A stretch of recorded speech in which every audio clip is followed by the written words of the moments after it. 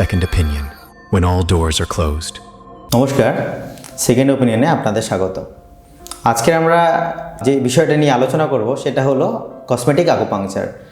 আমরা সবাই নিজেদেরকে সুন্দর দেখতে পছন্দ করি, সুন্দর সাজতে পছন্দ করি, বিশেষ করে মেয়েরা ভীষণ রকম পছন্দ করে এবং তাদের ক্ষেত্রে সবথেকে বেশি এই প্রসিডিওরগুলো হয়। অ্যাডভান্স থেরাপি হিসাবে বয়স্ক যে সমস্ত মহিলা বা যাদের বিশেষত মুখের স্কিনগুলো কুঁকড়ে গেছে বা এই ধরনের চোখের এই যে চারপাশটাতে যে ধরনের দাগগুলো তৈরি হয়ে গেছে, আপনারা জেনে থাকবেন বোটক্সের ব্যবহার বহুল প্রচলিত, খুব নেওয়া হয়। অ্যাডভান্স যে ধরনের সেন্টার আছে সেখানে বোটক্স নেওয়া হয়। এবার আমরা জানবো যে বোটক্সটা কীভাবে কাজ করে। বোটক্স অ্যাকচুয়ালি একটা ব্যাকটেরিয়ার টক্সিন, একটা বিষ বলতে পারেন। সেটা আমাদের যে মাসেলের আমরা বলি নিউরোমাস্কুলার জাংশন, সেখানটাতে যে কেমিক্যাল যেটা দিয়ে আমাদের নিউরোমাস্কুলার জাংশন কনস্ট্রাকশন হয় সেটা হচ্ছে অ্যাসিটাইল কোলিন বলে একটি সাবস্টেন্স আছে। সেইটা যদি আমরা বন্ধ করে দিতে পারি বোটক্স দিয়ে, এবং যেহেতু টক্সিন, ওটা কি করে ওই যে অ্যাসিটাইল কোলিনের যে ট্রান্সপোর্ট সেটাকে বন্ধ করে দেয়। তার ফলে মাসেলটা আর কনস্ট্রিক্ট করে না, রিল্যাক্স হয়ে যায়। তো এখানে প্রবলেম যেটা হয় সেটা হচ্ছে ওই কোরুগেটেড যেটা হয়, যা স্কিনগুলো ল্যাক্স হয়ে যাওয়া বা এই যে আমাদের যে রিঙ্কেলসগুলো পড়ে সেইগুলোকে কিন্তু বোটক্স দেওয়ার ফলে ওই জায়গাগুলো রিল্যাক্স হয়ে যায় মাসেলগুলো, তখন কিন্তু এই স্কিনটা ঠিকঠাক দেখায়। বোটক্সের যেটা মেন সমস্যা সেটা হচ্ছে এর cost. Botox is very costly. এটা প্রত্যেকটা সেটিংয়ে প্রায় আপনার 10 থেকে 20,000 টাকা খরচ, কারণ এটা মোটামুটি আমাদের 50 থেকে 100 ইউনিটের মতো বোটক্স দিতে হয়। ছোট নিডিল দিয়ে যদিও দেওয়া হয় ঠিক জায়গায়, যে জায়গাগুলোতে রিঙ্কেলস হয়। কিন্তু এর আরেকটা নেগেটিভ পয়েন্ট হচ্ছে এটা কিন্তু দীর্ঘমেয়াদী নয়। মানে এটা নিলে আপনার কিছুদিন ঠিক থাকলো, আবার নিতে হবে। তো যাদের ইকোনমিক্যাল প্রবলেম নেই তারা এটা নিতে থাকে। সব থেকে বেশি পৃথিবীতে বোটক্সের ইউজ হয় সেটা হলো মধ্যপ্রাচ্যে, বিশেষ করে ইরাক, সিরিয়া, লেবানন, ইরান এই জাতীয় দেশে এবং আমেরিকাতে। আরেকটা খুব ইউজ কমন এখন আপনারা দেখবেন ফিলার্স মানে মুখের ধরুন কারোর ঠোঁট একটু এনলার্জমেন্ট করতে হবে, কারোর এইখানের জায়গাটা একটু ফোলাতে হবে, এগুলোতে ফিলার্স দিই। ফিলার্স হচ্ছে হায়ালুরোনিক অ্যাসিড দিয়ে ফিলার্স জেনারেলি দেওয়া হয়। এটা শরীরের মধ্যে বিদ্যমান আমাদের, কিন্তু সেটাকে আমরা আর্টিফিশিয়ালি ইনজেক্ট করে সেটা দিই, এবং এটা হচ্ছে বায়োডিগ্রেডেবল ফিলার্স। এছাড়া কিছু নন বায়োডিগ্রেডেবল ফিলার্স আছে যেগুলোর মধ্যে সেটা হচ্ছে আপনার সিলিকন জাতীয় ফিলার্স দেওয়া হয়। কিন্তু এরও একটা মেন প্রবলেম যেটা হচ্ছে হায়ালুরোনিক অ্যাসিডও প্রতি বছর আবার আপনাকে রিপ্লেস করতে হবে। সিলিকন যদিও আপনার ফিলার্স থেকে যায়, কিন্তু এর একটা ইনফেকশন হওয়ার একটা চান্স থাকে। ইটস ভেরি কস্টলি এবং স্কিনের কিন্তু ডিসফিগারমেন্ট হওয়ার একটা চান্স থাকে।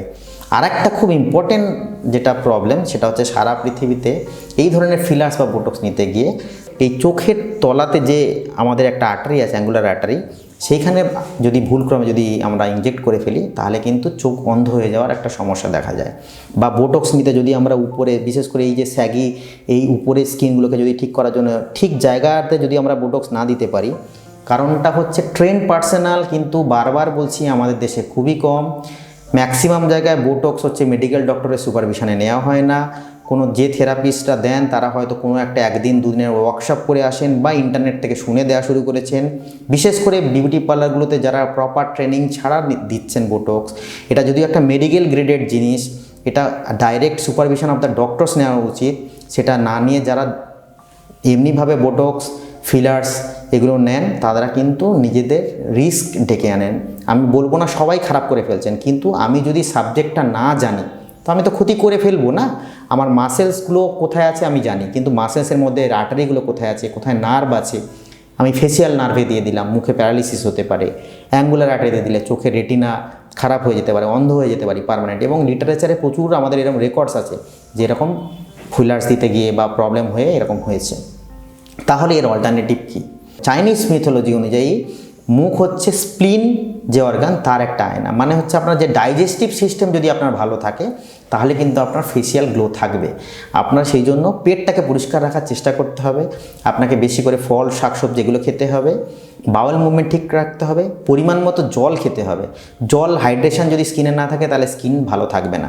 বেশি বেশি করে জল খেতে হবে, স্ট্রেস কমাতে হবে, যেটা খুব ইম্পর্ট্যান্ট কিন্তু করে উঠতে পারি না আমরা, কারণ আধুনিক জীবনযাপন, লাইফস্টাইল আমাদের মোবাইলের অত্যধিক ব্যবহার, এই যে অত্যধিক আলোর ব্যবহার, বিশেষ করে যে যারা সিনে ইন্ডাস্ট্রিতে যারা থাকেন তাদের ক্ষেত্রে এই অতিরিক্ত আলোর ব্যবহার বা দূষণের কারণে এখনকার দিনে সেগুলোতে কিন্তু আমাদের স্কিনের উপরে ভয়ঙ্কর রকমের প্রভাব পড়ছে।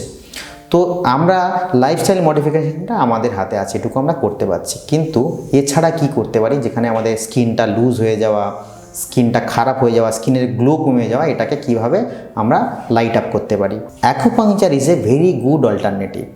আমরা বোটক্স দিয়ে যে জিনিসটাকে অ্যাচিভ করতে চাইছি বা ফিলার্স দিয়ে, সেটা কিন্তু অ্যাকুপাংচার করলে হয়। সায়েন্টিফিক্যালি যেটা প্রমাণিত হয়েছে, কোলাজেন যদি বাড়াতে পারি আমরা, হায়ালুরোনিক অ্যাসিড যদি বাড়াতে পারি, তাহলে কিন্তু আপনাদের স্কিনের গ্লো বাড়তে থাকবে ন্যাচারালি। তো সেইটা কিন্তু অ্যাকুপাংচার করলে সেই এফেক্টগুলো পাওয়া গেছে। এবং 4 থেকে 6টা সেটিং পরেই আপনি চেঞ্জ বুঝতে পারবেন। 4 থেকে 6টা সেটিং মানে একটা করে সেটিং, যে 20 থেকে 30 মিনিট, সেটাকে একটা সেটিং বলা হচ্ছে। এরকম যদি ক্রমান্বয়ে আমরা একদিন অন্তর বা প্রতিদিন যদি 4 থেকে 6টা সেটিংয়ের পরেই আপনার স্কিনের গ্লো আসতে শুরু করবে, এবং এই স্কিনের যে রিঙ্কেলস বা যেগুলো যখন চলে যাবে সেটা কিন্তু সাস্টেন করবে, যেটা সব থেকে ইম্পর্টেন্ট। বোটক্স নিলে আপনার কিন্তু 3 থেকে 6 মাস পরে আপনাকে রিপিট করতেই হবে, যেটা কিন্তু আপনার এইখানে কিন্তু এটা আপনার সাস্টেন করবে। এটা অনন্তকাল নয়, যে আপনার এমন নয় যে 20 বছর বয়সে, 30 বছর বয়সে ধরুন আপনার কোনো রকম প্রবলেম হচ্ছে সেটার জন্য করলেন, সেটা 70 বছর বয়স পর্যন্ত থাকবে, এমন নয়, কিন্তু বেশ অনেক দিন ধরে সাস্টেন করে। এবং তার সাথে সাথে যদি আপনি লাইফস্টাইল মডিফিকেশন করেন, খাওয়া দাওয়াগুলো ঠিক করে করেন, এবং কোলাজেন বাড়ানোর জন্য যে ধরনের খাবারগুলো খাওয়ানো উচিত, ফ্রেশ ফ্রুটস, বারবার করে বলছি, ফ্রুটস খাওয়া, বেশি করে ভেজিটেবলস খাওয়া, সেগুলোতে আপনার কিন্তু স্কিন টোন খুব ভালো থাকবে। আর স্কিন এনলাইটমেন্টের জন্য অ্যাকুপাংচার যদি আপনি ঠিকমতো করে করেন উইথ প্রপার হ্যান্ড, মানে আপনাকে ওই যে আমি এর আগেও বলেছি, অ্যানাটমিক্যাল নলেজ যার আছে, যে জানে যে গ্লো বাড়াতে কোন কোন পয়েন্টগুলো দিতে হবে, সেইটার আন্ডারে যদি আপনি করেন, এবং পর্যাপ্ত ঘুমানোটা দরকার মুখের গ্লোর জন্য, সেই ঘুমটা আপনার অ্যাকুপাংচার করলে ঘুমটা আসতে সাহায্য করবে, আপনার স্ট্রেস কাটাতে সাহায্য করবে অ্যাকুপাংচারে।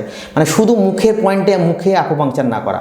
এবং ফেশিয়াল অ্যাকুপাংচারে আমরা ভয় পাই যে অত বড় বড় নিডিল ফেসে দেবো। ফেশিয়াল অ্যাকুপাংচারে কিন্তু স্পেশাল ছোট নিডিল হয়, যেগুলো প্রায় পেনলেস, সেগুলো যদি ঠিক পয়েন্টে আমরা লাগাতে পারি।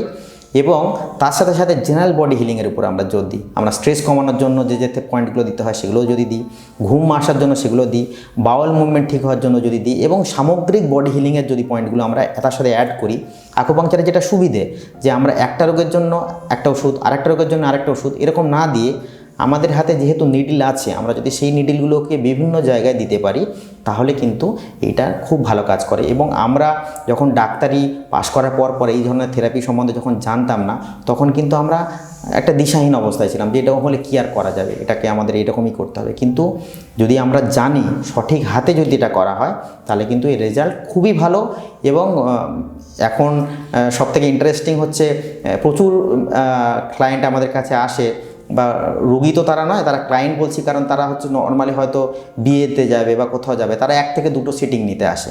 তারা নেওয়ার পরে তারা একটা নর্মাল গ্লো হয়ে যায়। মানে আমরা ফেসিয়াল করে যে গ্লোটা আনতে চাই, সেই গ্লোটা কিন্তু আমরা অ্যাকুপাংচার করে সেই গ্লোটা আনতে সক্ষম হই। Second opinion, when all doors are closed.